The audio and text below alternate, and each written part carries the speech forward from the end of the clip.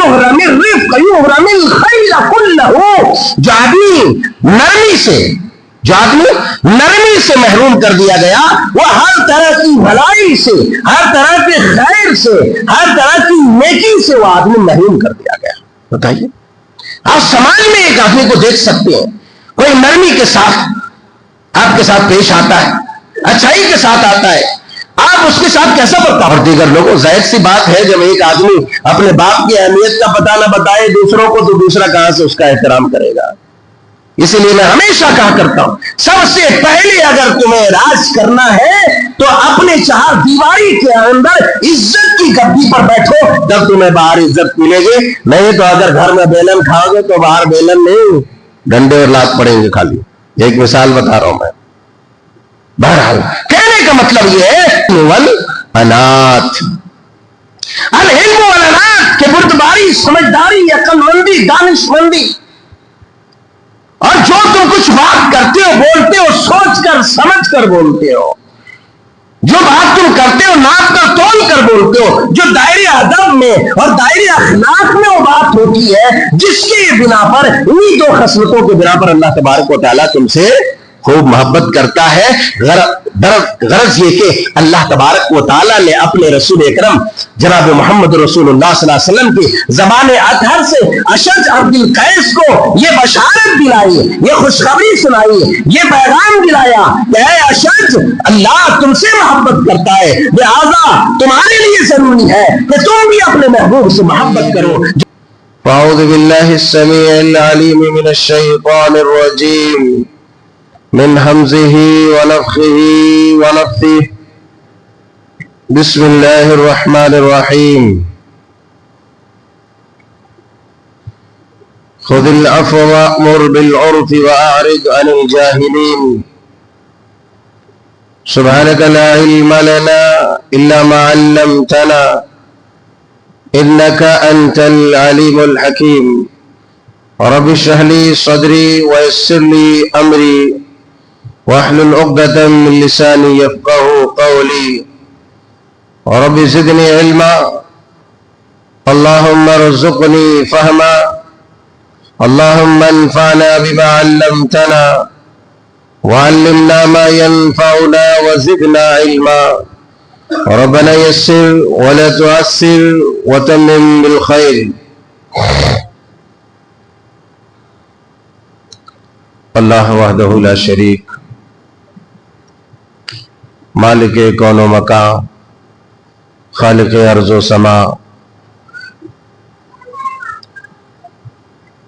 رب الودود،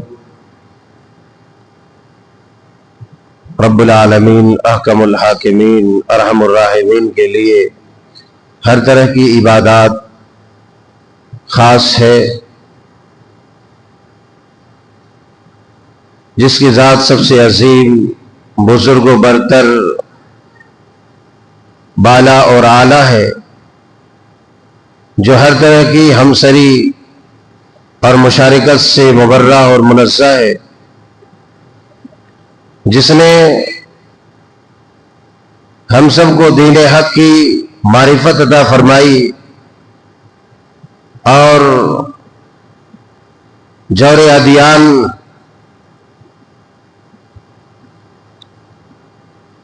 اور کفر و الحاد کے دلدل سے ہم سب کو نکال باہر کر راہ حق پر گامزن فرمایا۔ اسی لیے ہر حال میں اسی کی حمد ہم بیان کرتے ہیں اور اسی کا شکر بجا لاتے ہیں۔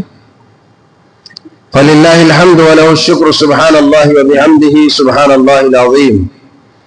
اللہم صلی علی محمد وعلی آل محمد کما صلیت علی ابراہیم وعلی آل ابراہیم انک حمید مجید۔ اللہم بارک علی محمد وعلی آل محمد کما بارکت علی ابراہیم وعلی آل ابراہیم انک حمید مجید۔ عزیزان گرامی، نوجوانان قوم ملت، خواتین ملت اسلامیہ، پیارے بچوں، آج کے اس خطبہ جمعہ میں اخلاق حسنہ کے ایک خاص پہلو پر گفتگو کرنے کی کوشش کر رہا ہوں۔ اللہ وحدہ لا شریک سے دعا ہے کہ مولا کریم ہمیں حق و صداقت کو پوری امانت و دیانت کے ساتھ پہنچانے اور ہم سب کو اسی طرح سے سننے اور کما حقہ عمل کرنے کی توفیق ارزانی فرما۔ اخلاق حسنہ اس قدر انسان کی زندگی اور بالخصوص مسلمانوں کی زندگی میں بڑا رول اور کردار ادا کرتا ہے کہ جس کے بنا انسان کی توحید بھی نامکمل ہوتی ہے۔ اخلاق حسنہ کے بنا پر انسان کی توحید بھی ناقص اور نامکمل ہوتی ہے۔ ایک انسان اپنے آپ کو توحید کا پرستار تو کہتا ہے، اپنے آپ کو توحید کا متوالا تو کہتا ہے، مگر اگر اس کی زندگی سے اخلاق حسنہ مفقود ہے، اس کی زندگی میں اخلاق حسنہ کا فقدان ہے، اس کی زندگی خلق حسن سے عاری ہے، اچھے کردار سے خالی ہے، تو ایسی صورت میں اس انسان کی توحید بھی ناقص ہے۔ اس کی عبادتیں اللہ تبارک و تعالیٰ کے یہاں مردود ہو جایا کرتی ہیں۔ گزرتے ایام کے ساتھ، مرور زمانے کے ساتھ ہماری نئی نسلوں بلکہ نئی ہر طرح کے لوگوں، یہاں تک کہ نمازیوں، روزے داروں اور دیگر عبادت گزاروں کے اخلاق میں بھی گھن پڑے ہوئے ہیں اور کیڑے لگتے چلے جا رہے ہیں۔ ان کے اخلاق سے متاثر ہو کر کے دوسرے لوگ جو ہم مذہب ہم مسلک نہیں ہیں، غیر مسالک غیر مذاہب کے ہیں، وہ بھی متاثر ہو کر کے مسلک صحیحہ اور جماعت حقہ سے متنفر ہو رہے ہیں۔ عزیزان گرامی، اخلاق حسنہ کا کردار ایک انسان کی زندگی میں اور اس کے اعمال حسنہ کے بنانے میں کس قدر ہے، میں ایک حدیث پاک کے حوالے سے آپ کے سامنے رکھنے کی کوشش کرتا ہوں، جو سنن ترمذی ابواب البر کی حدیث پاک ہے۔ حضرت جابر رضی اللہ تعالی عنہ بیان فرماتے ہیں کہ رسول اکرم صلی اللہ علیہ وسلم نے ارشاد فرمایا، ان من احبکم الی واقربکم منی مجلسا یوم القیامہ احاسنکم اخلاقا وان ابغضکم الی وابعدکم منی یوم القیامہ الثرثارون والمتشدقون والمتفیہقون۔ قالوا یا رسول اللہ صلی اللہ علیہ وسلم قد علمنا الثرثارون والمتشدقون فما المتفیہقون؟ قال رسول اللہ صلی اللہ علیہ وسلم المتفیہقون المتکبرون۔ میں نے کہا یہ حدیث پاک سنن ترمذی کی ابواب البر کی ہے۔ حضرت جابر رضی اللہ تعالیٰ عنہ بیان فرماتے ہیں کہ رسول اکرم صلی اللہ علیہ وسلم نے ارشاد فرمایا، ان من احبکم الی، ان من احبکم الی، کہ میرے نزدیک سب سے زیادہ محبوب، میرے نزدیک سب سے زیادہ پسندیدہ، میرے نزدیک سب سے زیادہ پسندیدہ، یہاں 1000 2000 آدمی ہو، ان میں سب سے زیادہ پسند وہ آدمی مجھے ہے۔ وَأَقْرَبِكُم مِّنِّي مَجْلِسًا يَوْمَ الْقِيَامَةِ، اور قیامت کے دن میری مجلس کے، یعنی میری رفاقت کے، میرے قریب، قیامت کے دن میرے قریب سب سے زیادہ قریب وہ انسان ہوگا احاسنکم اخلاقا۔ یہ تو اخلاق حسنہ کے اوپر احادیث صحیحہ کے انبار ہیں، ایسی حدیثیں وارد ہیں کہ جن سے ہماری عقلیں روشن ہو جاتی ہیں۔ مگر آج کے خطبے میں ایک یہ حدیث پاک پہلے آپ کو سماعتوں کے حوالے کروں، اس کے بعد اصل جس حصے کی طرف میں آنا چاہتا ہوں وہ حصہ آپ کو بتانا چاہوں گا انشاءاللہ۔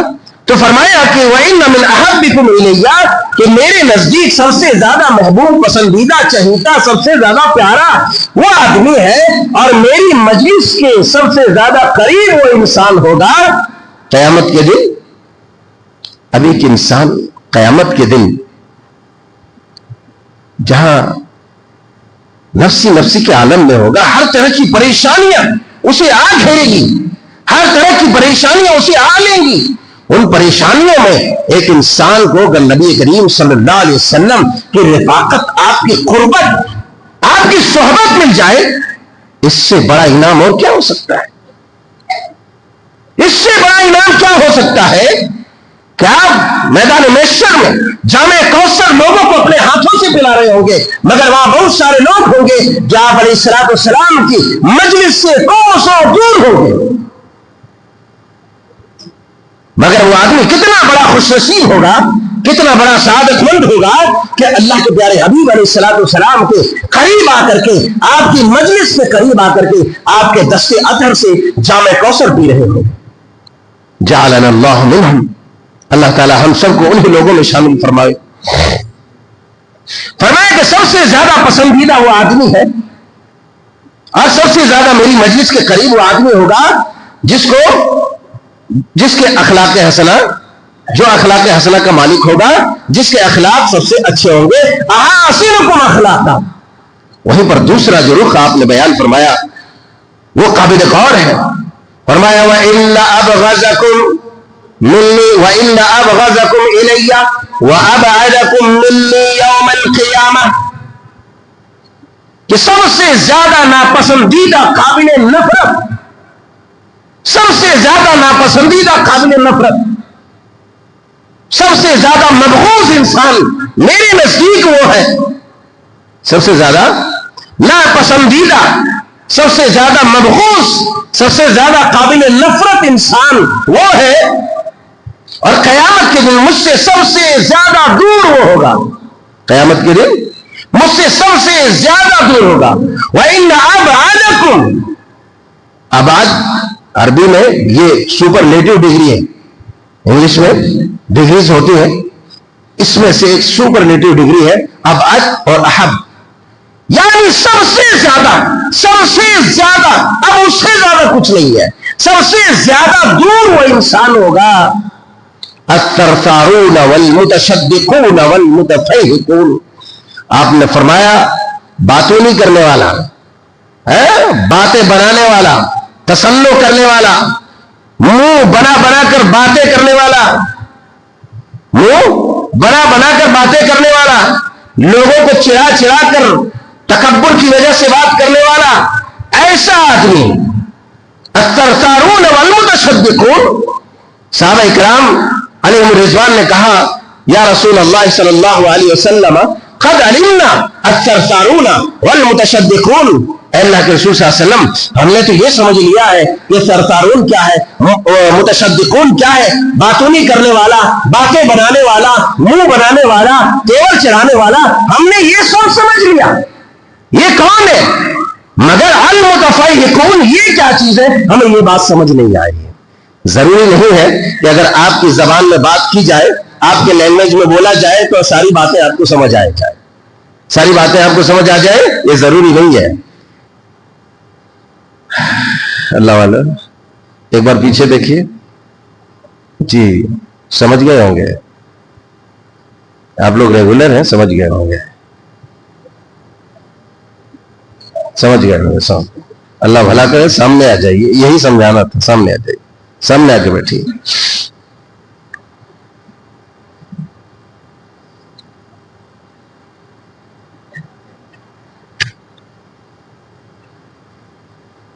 المتفیہقون، یہ سمجھ میں نہیں آیا اللہ کے رسول صلی اللہ علیہ وسلم یہ متفیہقون کیا ہے؟ آپ نے فرمایا المتفیہقون یعنی المتکبرون، جو تکبر کرنے والے لوگ ہیں۔ یہ تینوں جو اوصاف بیان کیے گئے ہیں، یہ تینوں ایک دوسرے کے قریب ہیں، یہ سب تقریباً ہم معنی یا قریب المعنی ہے۔ الثرثارون والمتشدقون والمتفیہقون، کیونکہ زیادہ باتیں وہ بناتا ہے جو اپنے آپ کو اوور اسمارٹ سمجھتا ہے، چڑھاتا ہے، تیور وہ چڑھاتا ہے جو مغرور، گھمنڈی اور متکبر ہوتا ہے. عام طور پر یہ علامت نشانی ہے. تو آپ علیہ الصلوۃ والسلام نے بیان فرمایا کہ مجھ سے سب سے زیادہ دور وہ انسان ہوگا جو ان تینوں اوصاف کے متحمل ہوگا. اور جب یہ اوصاف انسان کے اندر رہے تو انسان کی انسانیت کو خاکستر کر دیتی ہے. اوصاف انسان کی انسانیت کو خاکستر کر دیتی ہے. یہ اوصاف، یہ صفتیں انسان کو جلا دے دیتی ہے، ان کی شخصیات کو تباہ و برباد کر دیتی ہے. اسی لیے اگر ہمیں شخصیات کو بنانی ہے تو ہمارے اندر اخلاق حسنہ کو بحال کرنا ہے. جس انسان کے اندر اخلاق حسنہ بحال ہو جائے اس کے اندر نرمی، عزت، احترام، شفقت اپنے آپ پیدا ہو جاتی ہے. اور بد اخلاقی کی وجہ سے ہمارے سماج میں ایک دوسرے کا عزت، احترام، وقار کو باقاعدہ طور پر پامال کیا جاتا ہے. نہ بڑے چھوٹوں کا، نہ چھوٹے بڑوں کا، ایک دوسرے کے حقوق کو پامال کیے جاتے ہیں. جبکہ نبی آخر الزمان جناب محمد رسول اللہ صلی اللہ علیہ وسلم کا ارشاد گرامی ہے، من لم یعرف شرف کبیرنا، کہ جو آدمی اپنے بڑوں کی شرافت کو، بڑوں کی کرامت کو، بڑوں کی عزت کو نہ سمجھے، اور جو بڑا چھوٹوں کا احترام نہ کرے، چھوٹوں کے ساتھ شفقت نہ کرے، فلیس منا، وہ ہم میں سے نہیں ہے، وہ ہمارے طریقے میں سے نہیں ہے، وہ ہماری سنت کے خلاف زندگی گزار رہا ہے، وہ ہمارے مذہب اور ہمارے طریقے کے خلاف زندگی گزار رہا ہے. آج بڑے سے لے کر کے چھوٹے تک عزت و احترام کا معیار کیا ہے؟ یہاں تک کہ باپ کو بیٹوں سے شکوہ ہے، بیٹوں کو باپ سے شکوہ ہے، ایک دوسرے کے احترام، عزت کو پامال کر رہے. باپ سے یہاں تک کہ بات کرنے کا انداز، طریقہ، لہجہ اور جو اطوار، ساری چیزیں بدلی ہوئی ہے. جبکہ ایک عام کلیہ ابو داؤد شریف کتاب الادب کی حدیث سے بات ہے، عام ضابطہ اور عام اعلان نبی آخر الزمان جناب محمد رسول اللہ صلی اللہ علیہ وسلم نے بیان فرمایا، ان من اجلال اللہ تعالی اکرام ذی الشیبۃ المسلم. یہ عام بات ہے، عام پیغام ہے امت کے جوانوں کے لیے، امت کے فرزندان کے لیے، امت کے دختران کے لیے. نبی آخر الزمان علیہ الصلوۃ والسلام نے ارشاد فرمایا، اے لوگوں، ان من اجلال اللہ تعالی، اللہ تبارک و تعالیٰ کی عظمت و جلالت، اللہ تعالیٰ کا احترام، اللہ کی عزت میں سے ایک عزت یہ ہے کہ اکرام ذی الشیبۃ المسلم، اکرام ذی الشیبۃ المسلم، کہ جو افراد امت مسلمہ میں سے سفید بالوں والے ہو گئے ہیں، یعنی جو درازی عمر کو پہنچ گئے ہیں، جس کے یہاں بزرگی آنے لگی ہے، جس کی عمریں زیادہ ہو گئی ہے، جو سن رسیدگی کے شکار ہو گئے ہیں، ضعیف العمری کے شکار ہو چکے ہیں، بڑھاپے کو پہنچ گئے ہیں، ایسے سفید بال والے لوگوں کا احترام کرو. یہ اللہ کا احترام ہے. یہ کس کا احترام ہے؟ اللہ کا احترام. یہ کوئی قصہ کہانی نہیں ہے. کبھی کبھی ایسی باتیں لوگوں کو لگتا ہے نہیں ایسا کیسے ہو سکتا ہے، اللہ کا احترام. اور کہا کیونکہ شریعت میں جو عمر دراز لوگ ہیں ان کے، ہمارے یہاں تو ایک عام قاعدہ کلیہ ہے کہ انسان جس قدر عمر میں بڑا ہوتا چلا جاتا ہے اس کا احترام اسی طرح بڑھتی چلا جاتا ہے. اگر ہمارے سماج کا جائزہ لیں تو تقریباً یہ جو خرابی ہے یہ خرابی اپنے عروج پر ہے. یہ خرابی اپنے عروج پر ہے. اسی لیے ہم میں سے ہر کس و ناقص کو یہ حدیث پاک سامنے رکھنا چاہیے. اکرام ذی الشیبۃ المسلم وحامل القرآن غیر الغالی فیہ والجافی عنہ، کہ سفید بال جس کے ہو چکے ہیں، جو بوڑھے ہو رہے ہیں، بزرگ ہو رہے ہیں، جو عمر میں بڑے ہو رہے ہیں، ان کا احترام کرو. یہ اللہ تبارک و تعالیٰ کا احترام ہے. ہے علماء حق کا احترام کرو، یہ اللہ تبارک و تعالیٰ کا احترام ہے۔ آج ہمارے اندر سے نرمی، ہمارے اندر سے اخلاق حسنہ کا جو ایک خاص پہلو ہے، نرمی، نرم مزاجی، یہ نرم مزاجی تند خوئی میں بدل چکی ہے۔ ہم تند خو بن چکے ہیں، بد مزاج، غلیظ الذہن، سخت مزاج، ہر معاملے میں سختی، ہر معاملے میں سختی۔ اللہ تبارک و تعالیٰ کے پیارے رسول صلی اللہ علیہ وسلم صحیح مسلم شریف کتاب البر والصلۃ والعادات کی حدیث سے پاک ہے، آپ علیہ الصلوۃ والسلام بیان فرماتے ہیں ان اللہ رفیق یحب الرفق، ان اللہ رفیق یحب الرفق، اللہ نرم ہے، وہ نرمی کو پسند کرتا ہے۔ میں اسی پہلو کی طرف آپ کی نشاندہی کرنا چاہتا تھا کہ ہمارا عزت احترام، آپس کا معاملہ، ملنا جلنا، ایک دوسرے کا عزت احترام پامال اس لیے ہو رہا ہے کہ اخلاق حسنہ کا فقدان، اور اخلاق حسنہ میں جو ایک خاص پہلو ہے نرم مزاجی، نرمی، یہ نرمی ہم سے چھین لی گئی ہے، یہ نرمی ہم سے نکال دی گئی ہے۔ جبکہ صحیح مسلم شریف کتاب البر کی دوسری جو حدیث پاک ہے، آپ علیہ الصلوۃ والسلام نے ارشاد فرمایا من یحرم الرفق یحرم الخیر کلہ۔ ابو داؤد شریف کے اندر یہ کلہ کا لفظ ہے، اور مسلم شریف کے اندر بھی یہ حدیث پاک کا اتنا حصہ کلہ کو چھوڑ کر کے ہے۔ آپ علیہ الصلوۃ والسلام نے کیا بیان فرمایا؟ فمن یحرم الرفق یحرم الخیر کلہ۔ آپ تصور کر سکتے ہیں کہ اخلاق حسنہ کا یہ کتنا بڑا حصہ ہے، کتنا بڑا حصہ ہے۔ آج باپ بیٹوں کو بات کرتے ہوئے دیکھو تو نہ بیٹے کو سمجھ میں آتا ہے کہ یہ میرا باپ ہے۔ ارے حضرت ابو ہریرہ رضی اللہ تعالیٰ عنہ جیسے جلیل قدر صحابی ہیں، جب ان کی والدہ کے سامنے ایسے سہم جاتے تھے گویا کہ کسی سلطان جائر کے سامنے وہ سہما ہوا ہو، کسی ظالم بادشاہ کے سامنے وہ سہما ہوا ہو، ایسے حضرت ابو ہریرہ رضی اللہ تعالیٰ نے سہم جاتے تھے۔ آج باتوں میں بات، لات اور پتہ نہیں گھوسے اور کیا کیا ہم کر دیتے ہیں۔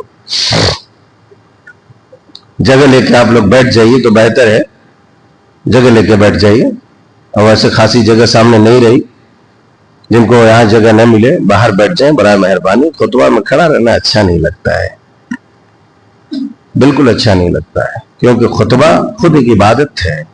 میں پہلے بھی بتا چکا، خطبہ خود ایک عبادت ہے۔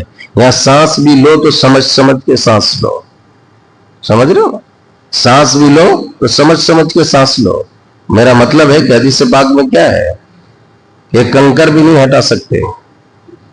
میں نے کئی دفعہ سلام کر کے مسافہ کرتے ہوئے لوگوں کو بھی سختی سے منع کیا تھا، میں کئی مرتبہ منع کیا۔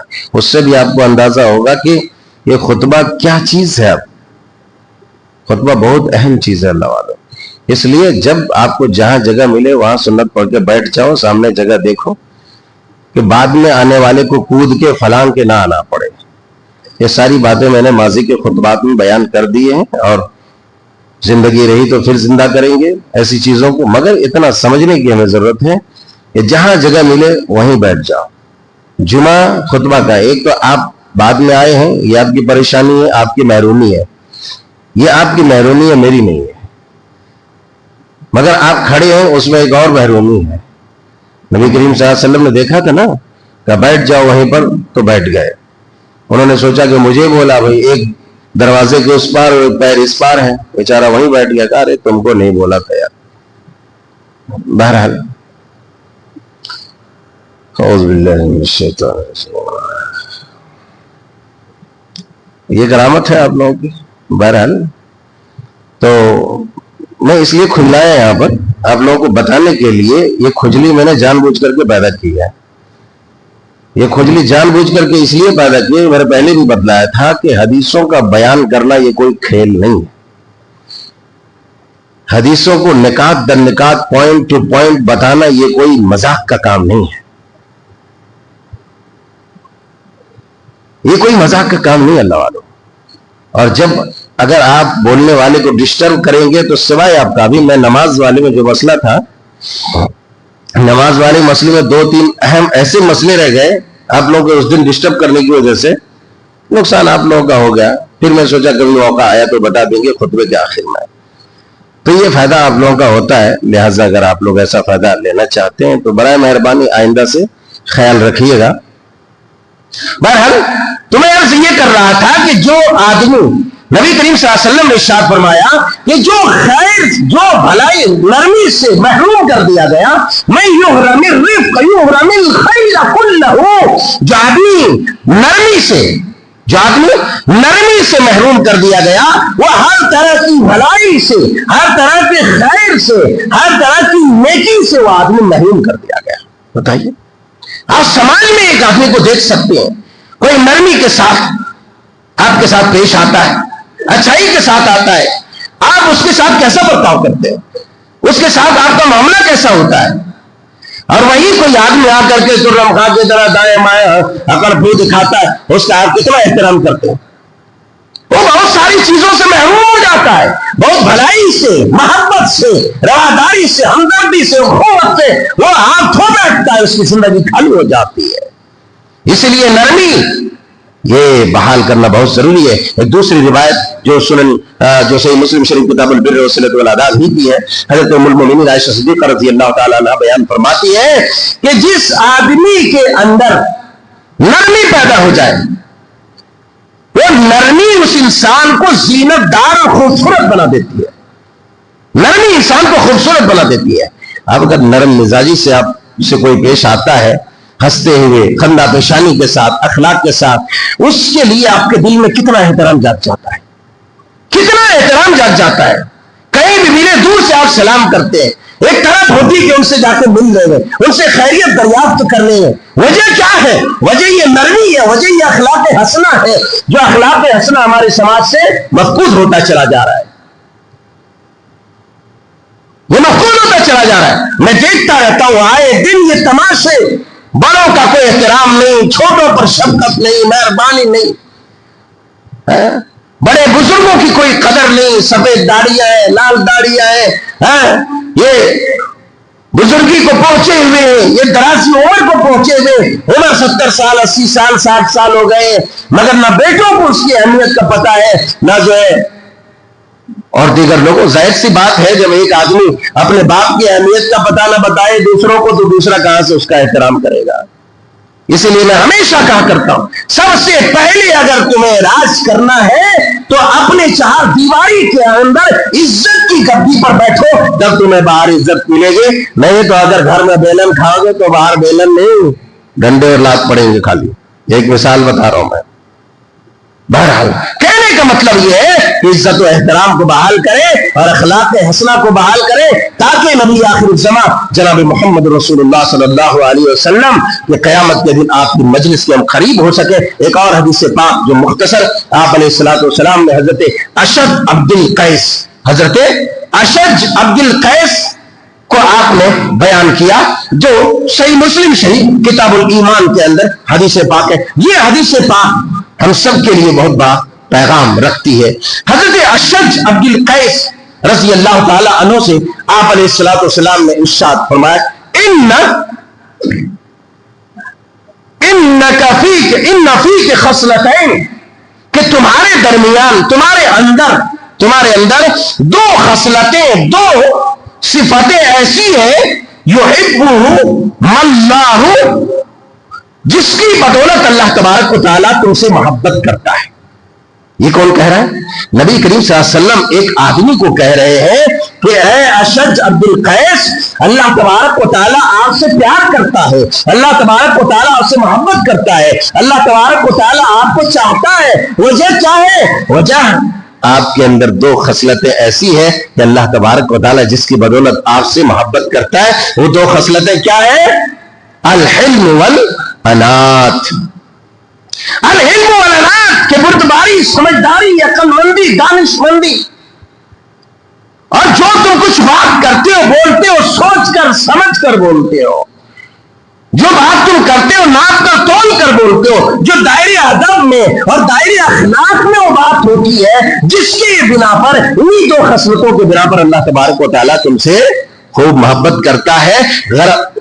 غرض یہ کہ اللہ تبارک و تعالیٰ نے اپنے رسول اکرم جناب محمد رسول اللہ صلی اللہ علیہ وسلم کی زبان اطہر سے اشج عبد القیس کو یہ بشارت دلائی، یہ خوشخبری سنائی، یہ پیغام دلایا کہ اے اشج، اللہ تم سے محبت کرتا ہے، لہذا تمہارے لیے ضروری ہے کہ تم بھی اپنے محبوب سے محبت کرو جو تم سے محبت کرتا ہے۔ اور محبت کا معیار، محبت کی وجہ، محبت کے سبب اللہ تبارک و تعالیٰ کے پاک پیغمبر نے بتلا دیا کہ تمہارے اندر جو سمجھداری ہے اور تمہارے اندر جو دانشمندی، جو بردباری اور جو تم ناپ کر کے بولتے ہو، یہ دو وجہیں ہیں جس کے بنا پر اللہ تبارک و تعالیٰ تم سے محبت کرتا ہے۔ بہرحال یہ مختصر سی باتیں